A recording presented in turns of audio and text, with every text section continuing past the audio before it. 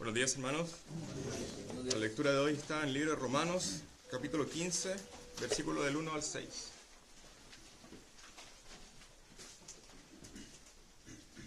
Así dice la palabra del Señor. Así que nosotros, los que somos fuertes, debemos sobrellevar la flaqueza de los débiles y no agradarnos a nosotros mismos. Cada uno de nosotros agrade a su prójimo en lo que es bueno para su edificación, pues ni aun Cristo se agradó a sí mismo. Antes bien, como está escrito, los vituperios de los que te injuriaban cayeron sobre mí.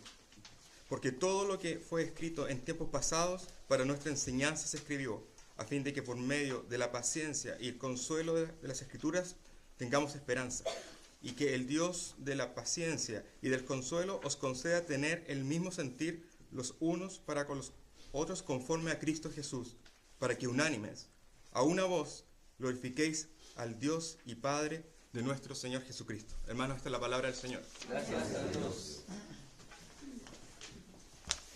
Oremos. Gracias, Señor, por las sagradas Escrituras que has inspirado por nuestro bien, para darnos paciencia y consuelo y esperanza. Gracias que encontramos todo eso en nuestro Señor Jesucristo. Pedimos, oh Señor, que estudiando tu santa palabra esta mañana, tu Espíritu Santo obra en cada corazón para odiar el pecado y amar a Cristo. Queremos, oh Señor, tener la misma mente que hubo en Cristo, ser unidos en humildad y juntos, con una sola voz, glorificar nuestro Señor y Salvador Jesucristo. Y todo eso, Señor, por tu honor y gloria. Amén. Antes de sentarse, quiero hacer algo un poco extraño. Un experimento o una ilustración, de verdad. Ok. Este lado va a cantar el primer versículo de El varón de gran dolor. Este lado vamos a cantar el primer versículo de la doxología al mismo tiempo. ¿Listo? Ok.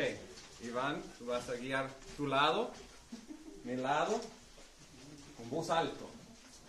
¿Listos? ¿Listos? 1, 2, 3. Adiós el Padre celestial, es amigo de este Redentor, vino al mundo eterna con aleluya, unidos todos alabad. Amén. Pueden sentarse. Gracias. Ya. Nuestros hermanos en inglés están pensando, ¿qué está pasando ahí?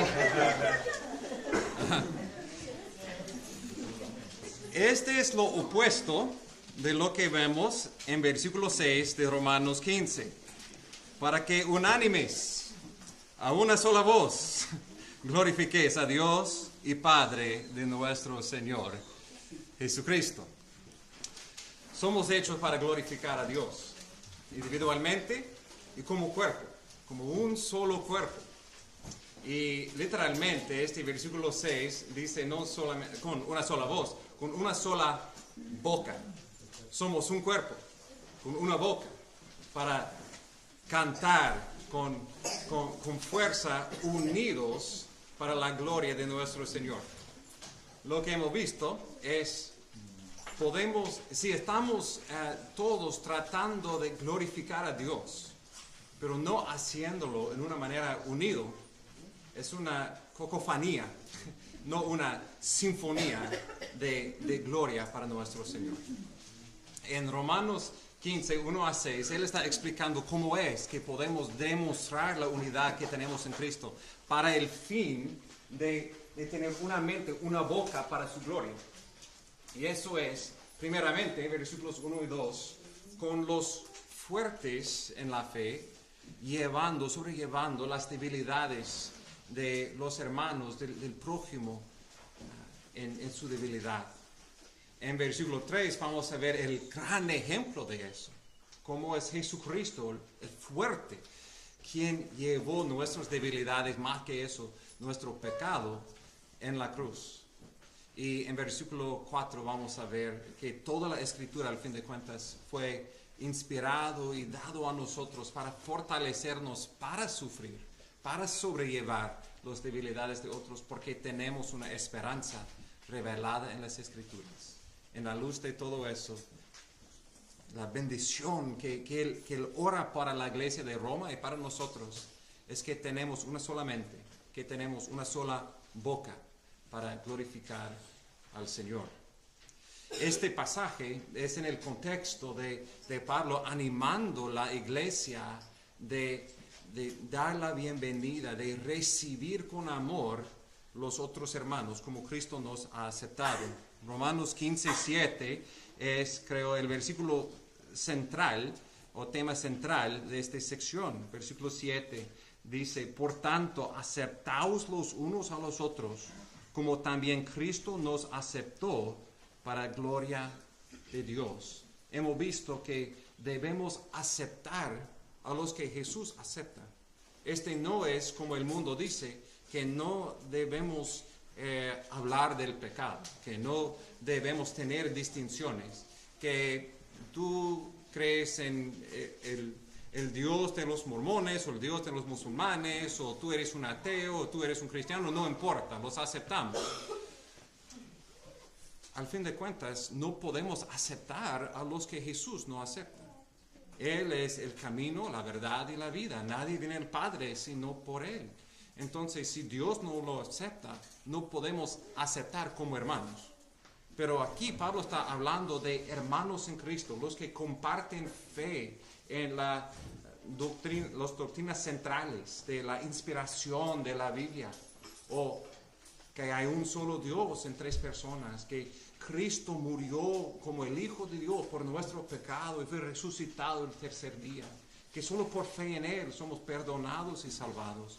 Estas doctrinas claves tenemos en común, y en la luz de eso, por medio de esos que somos aceptados de parte de Cristo como parte de la familia de Dios, debemos aceptar los unos a los otros, aunque tenemos diferencias de opiniones, como él describe en capítulo 14, versículo 1. Y en la primera sección, 14, 1 a 12, él ha dicho: debemos aceptarnos primeramente porque todos somos siervos de un solo Señor. Al fin de cuentas, vamos a presentarnos no delante de los unos a los otros. Vamos a ser presentados delante de Cristo, el Señor, el Rey del universo, para dar cuenta por nuestras vidas. Y por su gracia en el Evangelio estaremos de pie en este día. No debemos juzgar los unos a los otros. En 14, 13 a 23, la segunda razón que Él nos da por aceptar los unos a los otros es para no poner una roca de tropiezo en el camino de nuestros hermanos. No causar destrucción por quien Cristo dio su vida. Él nos compró con su sangre. No debemos menospreciar eso por menospreciando nuestros hermanos. Y su tercer punto, y aquí él está llegando al centro de su argumento en 15, 1 a 6, es este ejemplo de Jesucristo, porque Él llevó nuestra carga en la cruz. Los fuertes deben sobrellevar las debilidades de sus hermanos para demostrar y mantener esta unidad que tenemos en Cristo, para que juntos, con todas nuestras diferencias, podemos de un acuerdo, de una sola voz, glorificar a nuestro Señor Jesucristo. Entrando entonces en el texto, en capítulo 15, versículo 1 y 2, primeramente su mandamiento, su exhortación primeramente a los fuertes. Así que nosotros, los que somos fuertes, debemos sobrellevar las flaquezas de los débiles y no agradarnos a nosotros mismos. Recuerda que habían dos grupos en la iglesia en Roma: los fuertes en la fe y los débiles en la fe. Este fuerte y débil es con respecto a la instrucción de su conciencia. Muchos en la iglesia vinieron de un pasado de judío, cuando por la instrucción del Señor en la ley, ellos no podían comer ciertos alimentos para distinguir entre lo limpio, lo santo y lo que fue inmundo, como Dios eligió a Israel y no todas las naciones. Pero en Cristo esta distinción ha sido eliminado. Todo es limpio, todo puede ser comido, pero siendo anteriormente un judío convertido, siendo un creyente en Cristo, muchos todavía batallaron con esta conciencia, sabiendo que no eran justos por su comida. Fue por fe en Cristo y al mismo tiempo su conciencia no les permitió comer cierta comida, o sentaban el peso de tener que cumplir ciertas días santas conforme al Antiguo Testamento. Los fuertes en la fe, la mayoría que eran gentiles, pero no todos, porque aquí Pablo identifica a sí mismo en el lado de nosotros, los que son fuertes. Entonces él tenía una conciencia mejor instruido. Dijo, ¿qué debemos hacer como los fuertes que sientan la libertad que tenemos en Cristo para tratar cada día como es santo al Señor, o comer de cualquier comida con gratitud para la gloria del Señor? ¿Cómo debemos tratar a los débiles? Si esta pregunta fue contestado por el mundo, la respuesta sería, pues claro, los fuertes deben usar su poder para esforzar a los débiles de ver el mundo como ellos y seguir su ejemplo. Pero ¿qué es lo que dice el Señor? Así que nosotros, los que somos fuertes, debemos sobrellevar las flaquezas de los débiles y no agradarnos a nosotros mismos. Los que son fuertes en la fe deben sacrificar su libertad, humillarse para sobrellevar las debilidades a los que todavía no tienen sus conciencias tan nivel de madurez como ellos.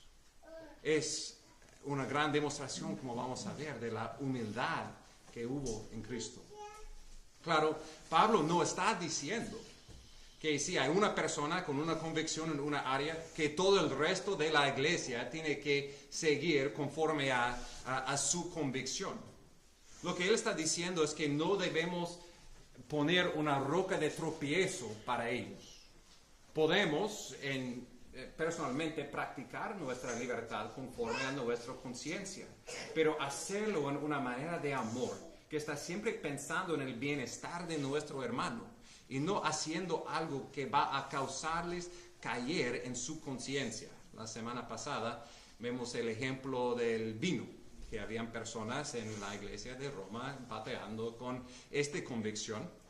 Y hoy en día, por diferentes razones, mayormente por bateando con alcoholismo, personas que no beben ningún alcohol. Y hemos hablado de cómo podemos en amor, aunque en privado, beber alcohol y no emborracharnos, pero disfrutar esta bendición del Señor. Si tenemos un hermano en Cristo quien batalla con eso, quien ha decidido no beber, no vamos a hacer una roca de tropiezo invitándoles a nuestra casa e empujándolo a ellos. Este sería pecado para nosotros, porque estamos influenciándoles de pecar contra su conciencia. Este es sobrellevando en un sentido su debilidad. Estamos limitando nuestra libertad en amor por ellos, poniéndoles como más importante que nosotros.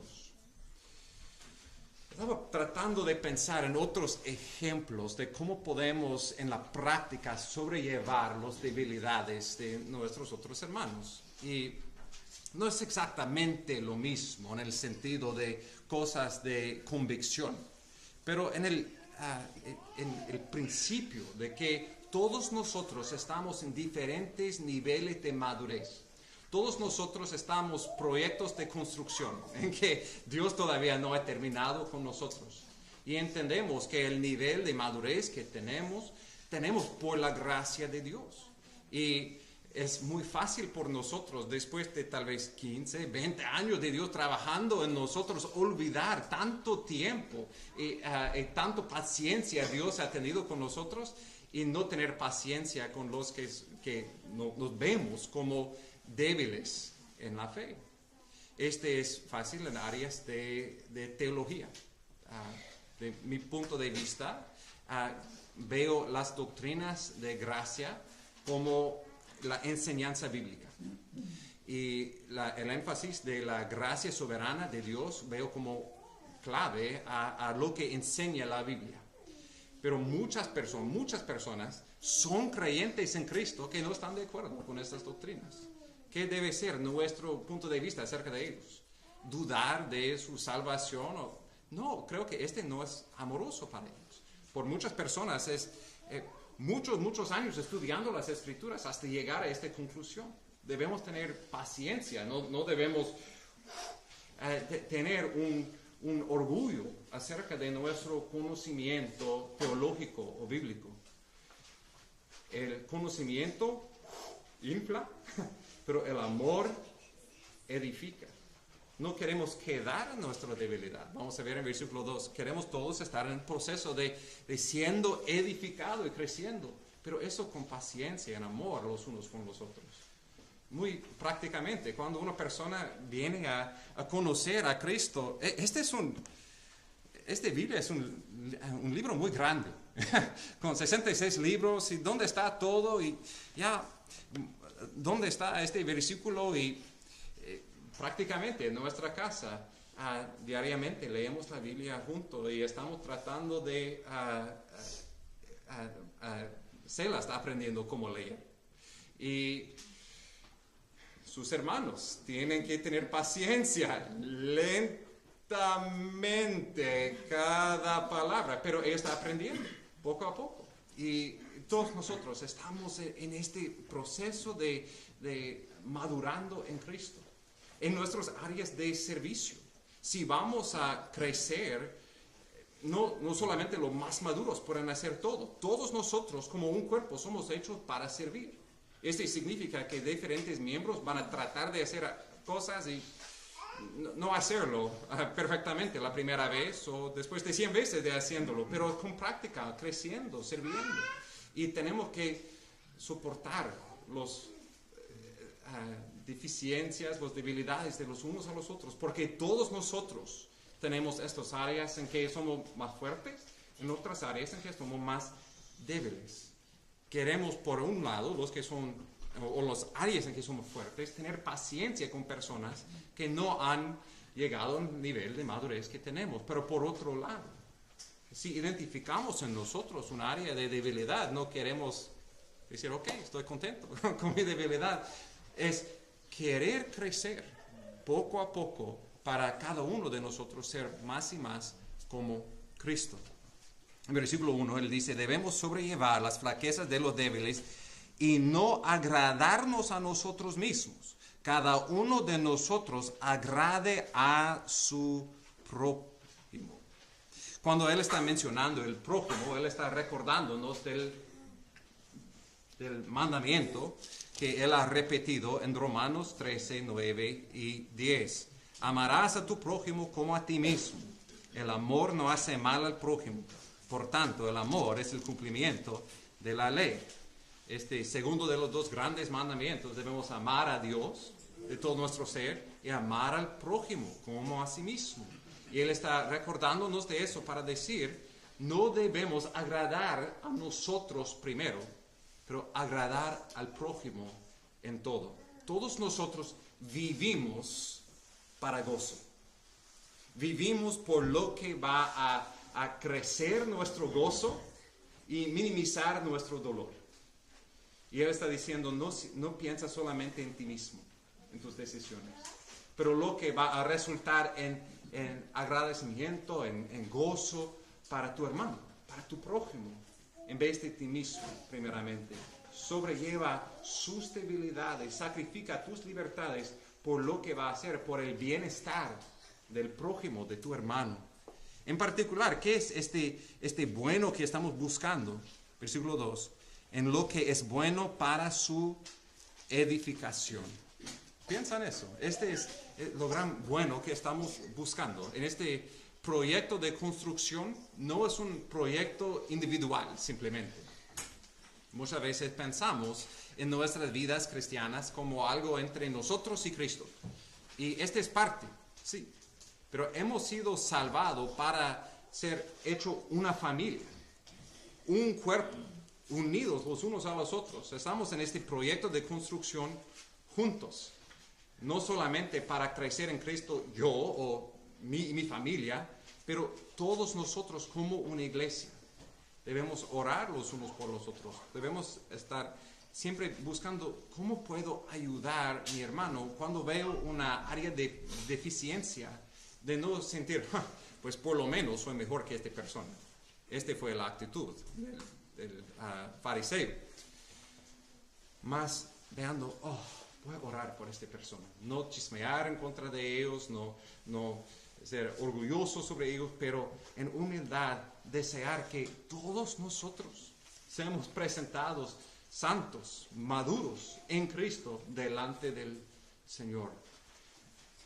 Hemos visto la semana pasada la ilustración que queremos ser los que edifican y no los que destruyen la obra del Señor. Romanos 19.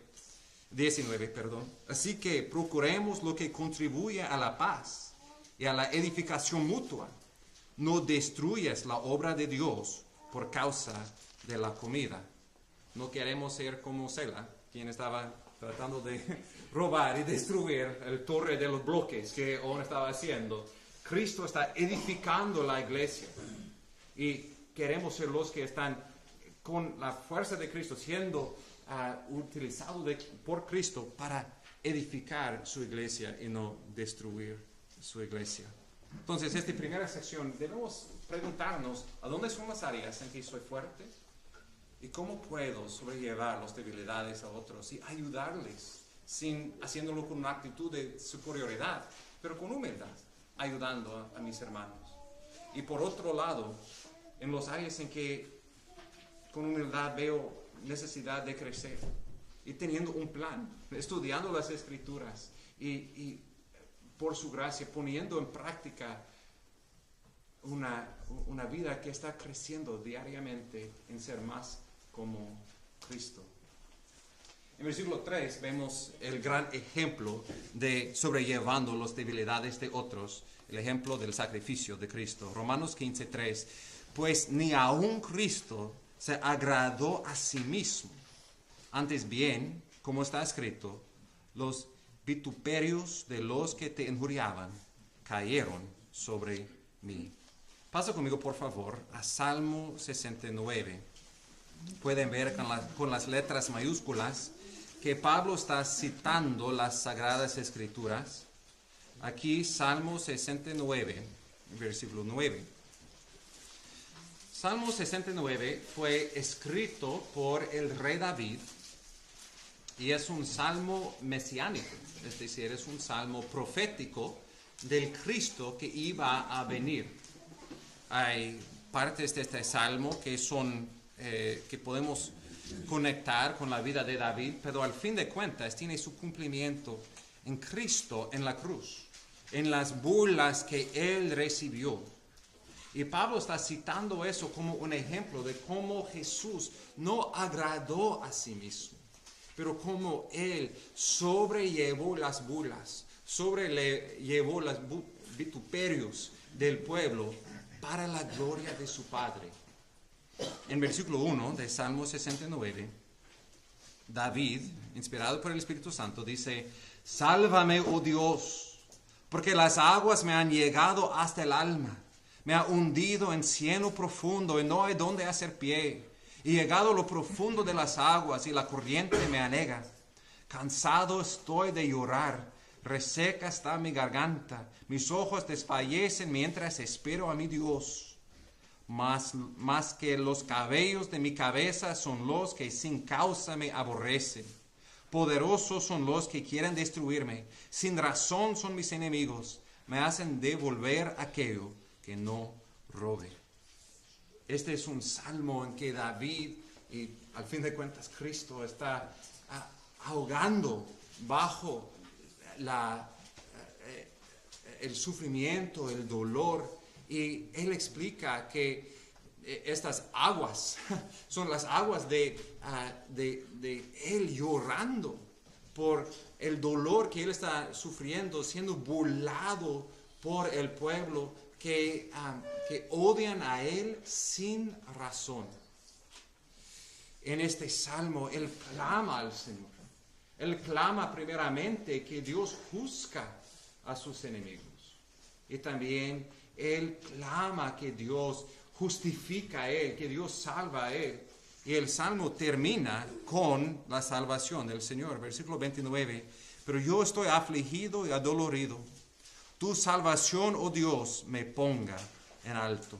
Con cántico alabaré el nombre de Dios, con acción de gracias le exaltaré. Es una forma muy común en los salmos en que el salmista está en el momento más doloroso, está en el pozo, él está sintiendo la presión del mundo bajo sus hombros, y por la gracia de Dios, Dios escucha su clamor, salva a su elegido, y él termina regocijando en la salvación de su Señor. Este es un salmo que habla de la vida de David, pero al fin de cuentas este salmo es citado muchas veces en el Nuevo Testamento para referirse a Jesucristo y su sufrimiento en la cruz por nosotros. En particular vemos Salmo 69, versículo 21. Y por comida me dieron hiel, y para mi sed me dieron a beber vinagre. Podemos pensar en muchos lugares en los evangelios, en particular en Mateo 27 y paralelos, donde Jesús literalmente en la cruz le dieron vinagre para beber, para prolongar, extender, maximizar su dolor en la cruz. Pero hay un interesante contraste entre David y Jesús en su tiempo de sufrimiento. Escucha el versículo 22. Que la mesa delante de ellos se convierta en lazo, y cuando estén en paz se vuelva una trampa. Núblense sus ojos para que no puedan ver, y haz que sus lomos tiemblan continuamente. David ora por el juicio de Dios contra sus enemigos. Y este fue una oración correcta, no fue pecado. Él fue hablando como profeta del fin, del juicio que experimentarán los que niegan, los que rechazan a Dios, los que rechazan al Mesías como su rey. Interesantemente, estos versículos 22 y 23 ya hemos visto en nuestro estudio de Romanos. En Romanos 11, 9 y 10, si recordamos este capítulo 11 en que Pablo está luchando con cómo es que Israel, el pueblo elegido de Dios, podían experimentar el juicio de Dios y negar a Jesús como sus Mesías. Y Pablo cita esos versículos para describir cómo fue profetizado que Israel, rechazando a Jesús, iban a tener una mesa presentada delante de ellos, pero esto sería un lazo para ellos. Ellos iban a experimentar maldición y no bendición por rechazar a su Salvador. Pero aquí en Romanos 15, Pablo también revela luz en este texto. Luz de salvación para los judíos y para todos que tienen fe en el Cristo. Versículo 9 de Salmo 69, versículo 9. Es este versículo que es citado en nuestro texto de hoy. Porque el celo por tu casa me ha consumido, y los vituperios de los que te injurían han caído sobre mí. Recuerda que el primer parte de este versículo, el celo por tu casa me ha consumido. Vemos en Juan 2, en Jesús limpiando, juzgando el templo, y él lo hizo eso con celo por su casa. Pero aquí Pablo cita la segunda parte, los vituperios de los que te injurían han caído sobre mí. El punto es eso, que Jesús en la cruz, con el veneno que estaba saliendo de la boca de los alrededor de su cruz, burlándose de él. Si tú eres el Hijo de Dios, sálvate a ti mismo. Y Jesús cayó su boca, sufrió en silencio. Y cuando él abrió su boca Él no clamó, como en versículos 22 y 23, por el juicio de Dios para venir en ese momento y destruir a sus enemigos. Jesús oró, Padre, perdónales, no saben lo que hacen. Jesús demostró su gracia, su misericordia, su humildad, sobrellevando sobre sus hombros el pecado de los que estaban burlándose de él. Y no solamente los judíos allí negando a Jesús, pero nosotros somos culpables de lo mismo. Fue por nuestro pecado que Jesús murió en la cruz. No debemos pensar que somos mejores que ellos. No, por la gracia de Dios, Cristo tomó sobre sí mismo la carga de muchos que estaban negando a Él, incluso nosotros. Y Él sobrellevó nuestro pecado. Y pensando en eso, que Él, quien podía en ese momento clamar por juicio, pido por perdón, debe causarnos de considerar, si Jesús tomó toda esta carga de nuestro pecado, si Él fue dolido, si Él sufrió, si Él murió para tomar esta carga de nosotros, ¿cómo podemos decir no a nuestro hermano en Cristo? ¿Cómo podemos pensar, sí, pero yo tengo mi libertad, yo tengo el derecho de hacer lo que quiero, tú eres inferior, tú eres débil y yo soy fuerte? Cuando consideramos cómo el omnipotente del cielo se descendió para sufrir en debilidad, no en su debilidad, sufrir por nuestra debilidad, sufrir por nuestro pecado. Y lo que Él hizo en la cruz por nosotros debe ser la motivación diariamente de pensar, ¿cómo puedo sacrificar a mí mismo? ¿Cómo yo puedo ser menos y menos y menos para que Jesús en toda su grandeza sea magnificado? Que su cruz sea reflejado diariamente en mí, haciendo sacrificios que en comparación no son nada en la luz de Él ha hecho por nosotros. Y cada vez que lo hacemos eso, estamos glorificando a nuestro Padre, reflejando la humildad, la mente que hubo en Cristo. Debemos, cada vez que consideramos nuestra oportunidad para usar nuestra fuerza sobre otros, considerar que Él nos ha dado esta fuerza para servir a los demás, como Jesús nos sirvió y dio su vida por nosotros. Pero la realidad es que este es difícil. Este es algo que duele, que requiere sacrificio de nosotros. Y si vamos a sacrificar a nosotros mismos, lo que necesitamos es esperanza. Lo que necesitamos es ayuda para sobrellevar esta carga. Y por eso Dios nos ha dado las Escrituras. Regresando a Romanos 15, versículo 4, vamos a ver que este versículo de Salmo 69 no es simplemente, claro, no es el único versículo en que ponemos nuestra fe, pero es uno de un montón de versículos de toda la Escritura que fue inspirado para fortalecernos para sufrir para su gloria. Versículo 4. Porque todo lo que fue escrito en tiempos pasados para nuestra enseñanza se escribió, a fin de que por medio de la paciencia y del consuelo de las Escrituras tengamos esperanza. En un sentido, Pablo está interrumpiendo su propio argumento para pausar y considerar, wow, tan maravilloso es la Biblia.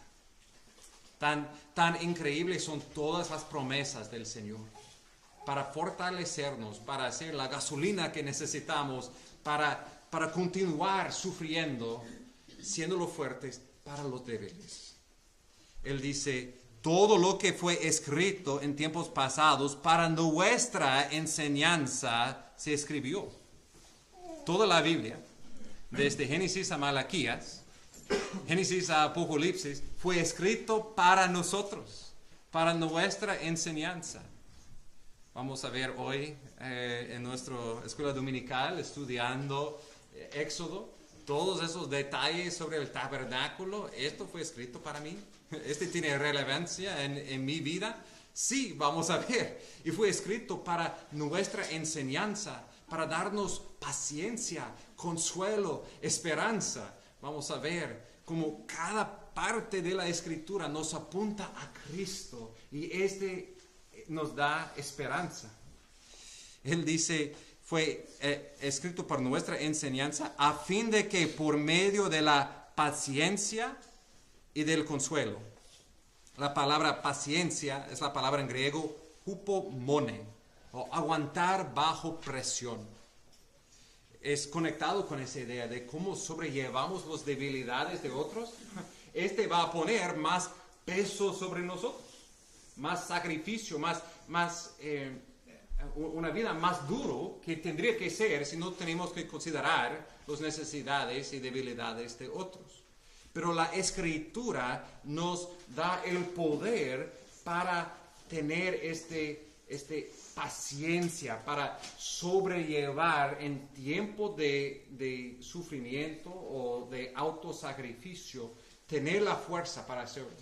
No podemos hacerlo en nuestra propia fuerza, pero meditando en la palabra, considerando en la palabra lo que Jesús ha hecho por nosotros, esto fortalece nuestra alma para sacrificarnos para otros. La Escritura fue escrita para darnos paciencia, también para darnos consuelo.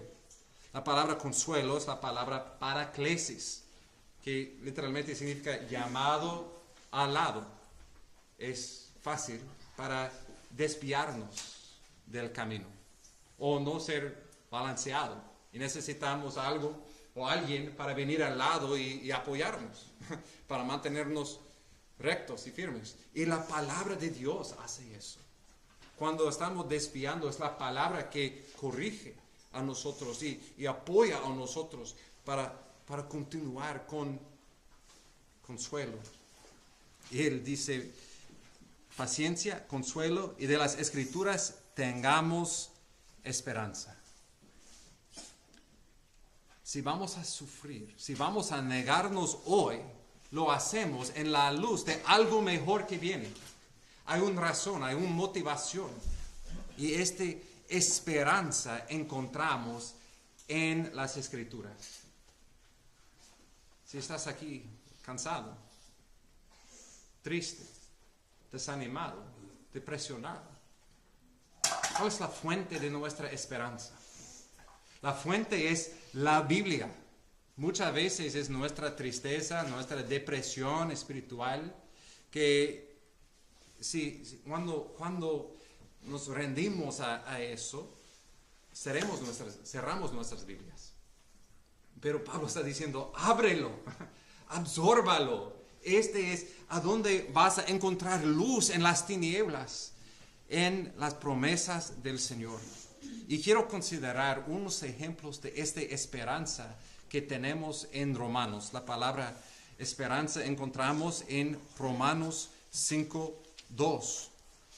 Él dice que nos gloriamos en la esperanza de la gloria de Dios.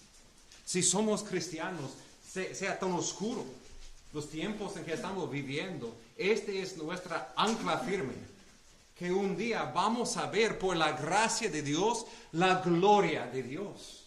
Vamos a verle cara a cara. Y esta es la razón por regocijarnos en medio del dolor. Él continúa en Romanos 5:3.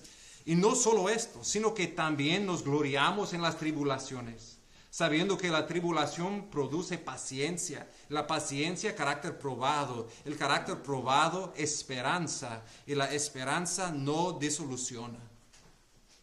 Cuando estamos pensando conforme a la carne, conforme al mundo, y las pruebas vienen a nuestra vida, pensando, yo tengo que tomar las cosas en mis manos, y todo está perdido.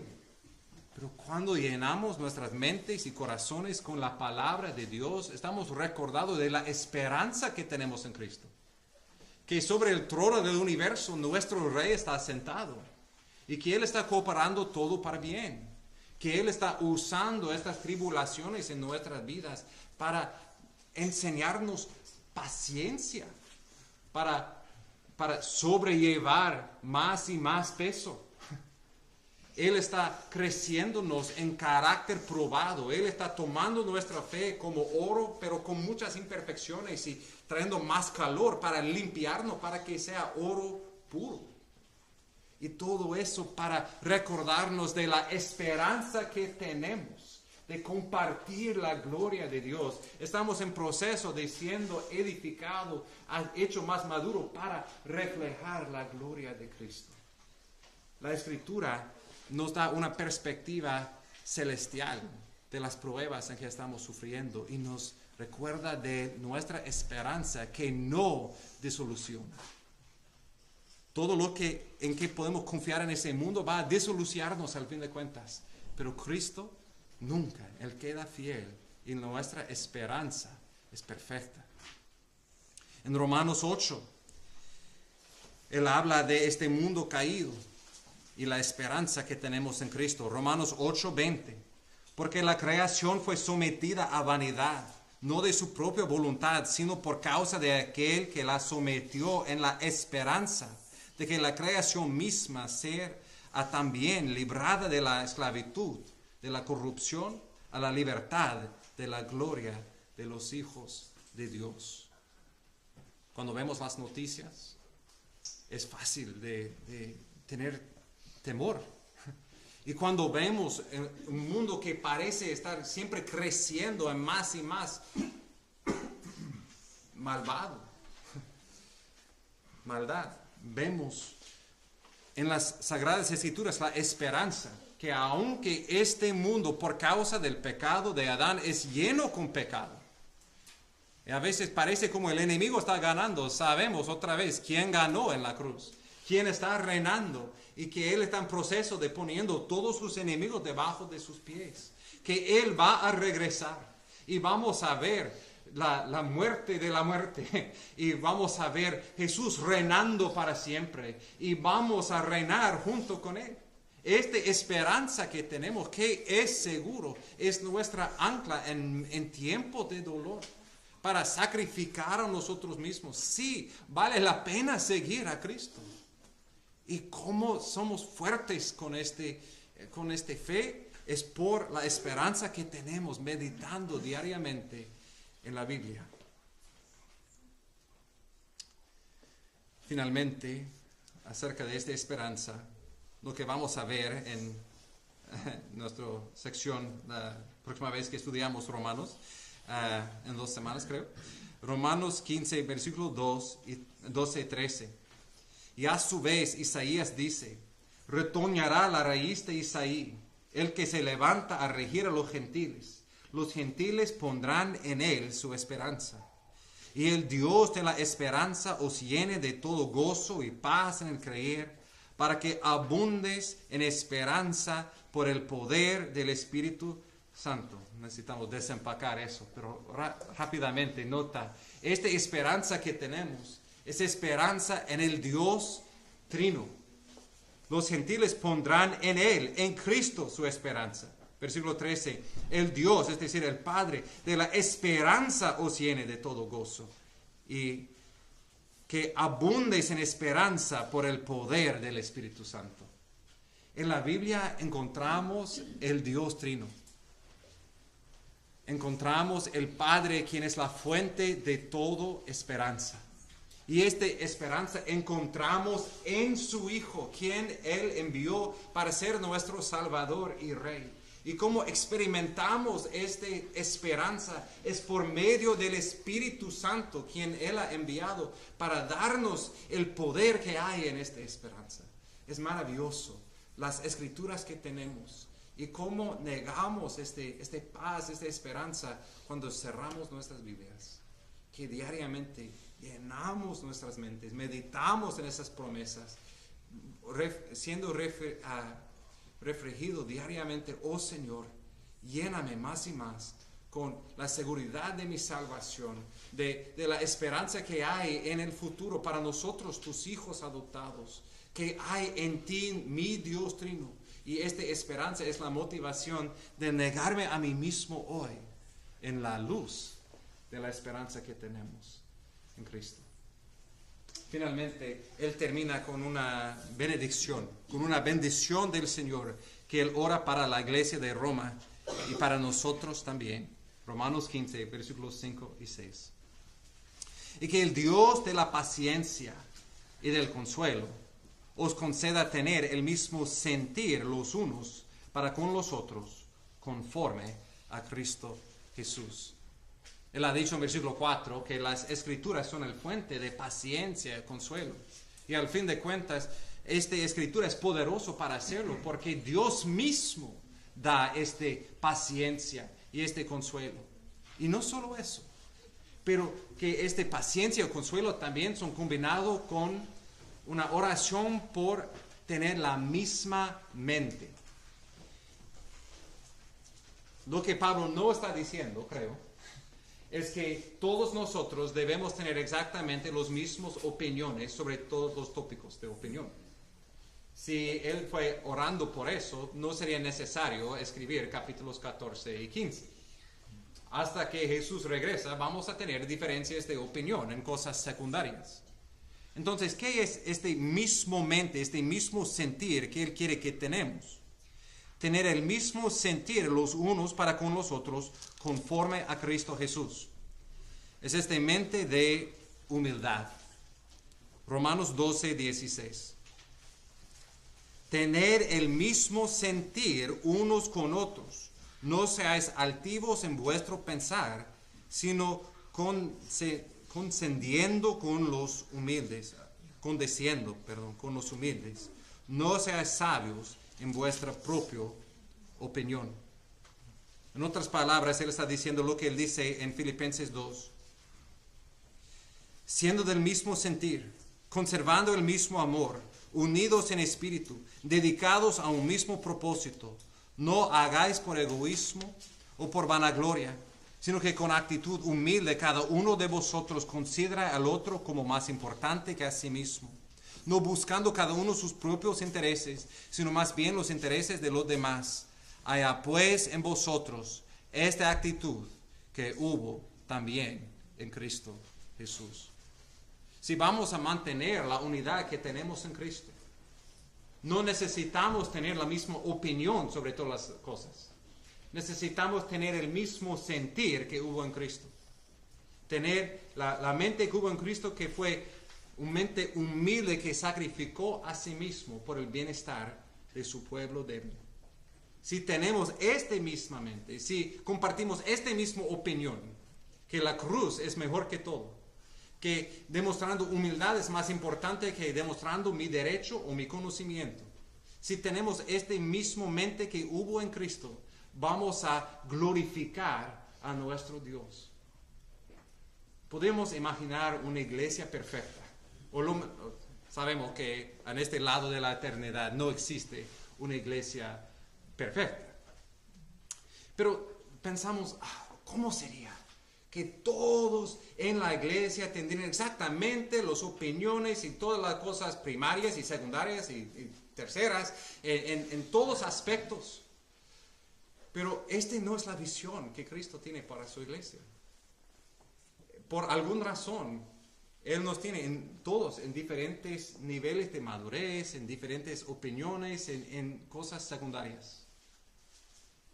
Pero la iglesia que magnifica a Dios, que glorifica la obra de Cristo en la cruz, es una iglesia que refleja la mente que hubo en Cristo, que con todas nuestras diferencias tenemos en común: humildad, amor, sacrificando cada uno a sí mismo para el bienestar, para la edificación del otro.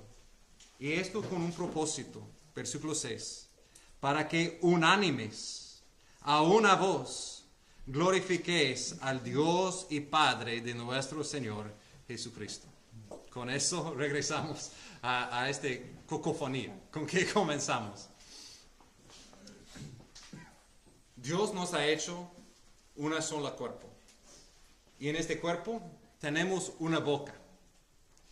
Es decir, que literalmente, Dios nos ha dado cada uno una boca. Pero lo que Él desea es que usamos nuestra boca para unidos glorificar a Dios. No cada uno gritando, mi opinión es lo mejor. Más centrado en Dios, en su gloria, es como mantenemos nuestra unidad y como glorificamos a nuestro Señor. Quiero pensar rápidamente acerca de esta palabra boca en Romanos. Él dice, para que unánimes a una voz, literalmente a una boca. En Romanos 3, 13 y 14, él dijo, sepulcro abierto es su garganta, engañan de continuo con su lengua, veneno de serpientes hay bajo sus labios, llena está su boca de maldición y amargura. Todos nosotros podemos pensar de tiempos en nuestro pasado en que hemos dicho algo con la intención de causar dolor a otra persona. O cuando hemos usado nuestras bocas para mentir. Él compara eso como bocas de serpientes, con veneno, con bocas que son como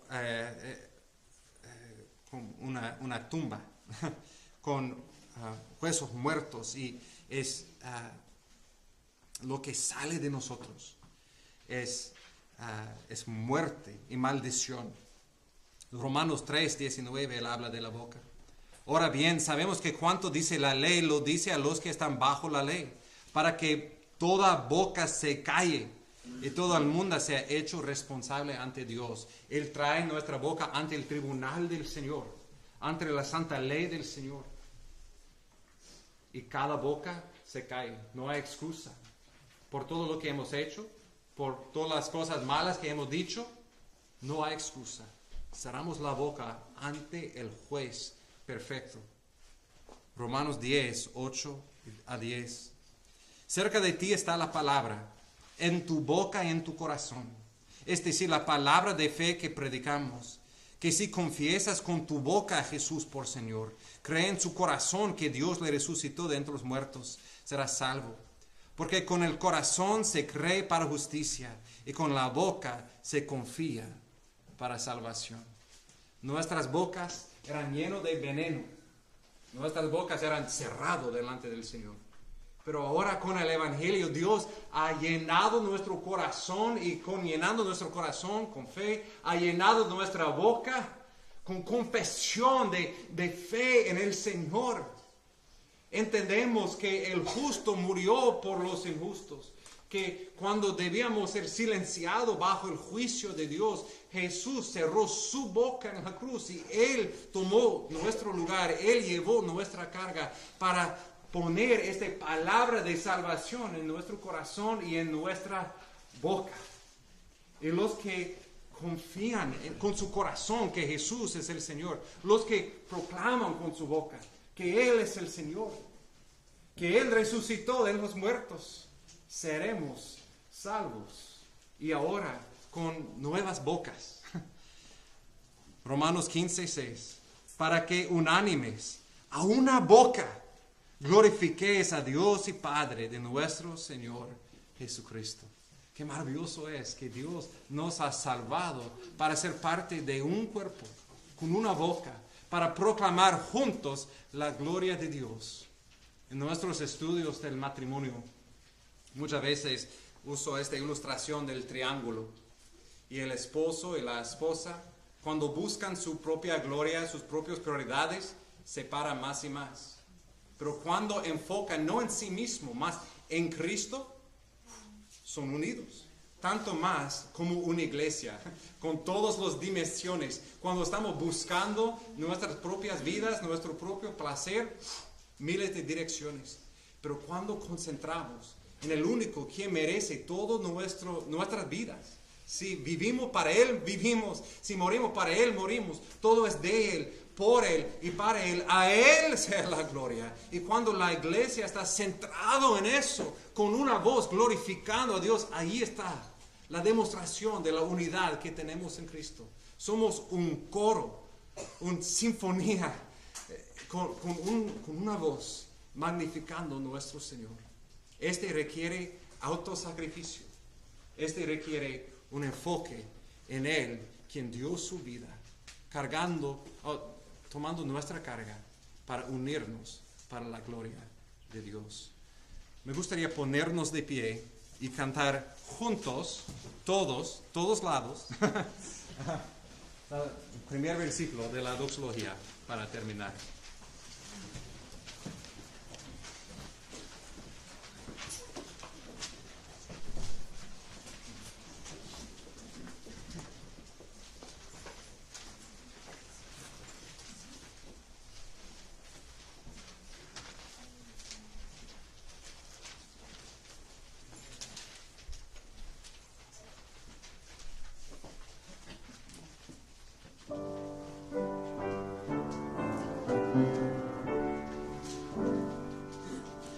A Dios el Padre Celestial, al Hijo nuestro Redentor, y al eternal Consolador, unidos todos a la paz. Amén. Gracias, Señor. Gracias por Cristo, quien llevó nuestra carga. Y pedimos, oh Señor, que por tu gracia seremos una iglesia unida, una iglesia que magnifica la obra de Cristo en la cruz, demostrándolo en vidas de autosacrificio con una sola mente, la mente que hubo en Cristo, guiándonos en cada decisión, en cada palabra. Pedimos, oh Señor, que como iglesia podemos con una sola voz magnificar a tu nombre. Y pedimos, oh Señor, por los que no te conocen por Salvador, por los que no tienen esta esperanza, pedimos, oh Señor, que esta palabra de salvación penetre su corazón, que por tu gracia confían en Cristo como su Salvador y reciben en Él la vida eterna. Para la gloria de Cristo oramos. Amén.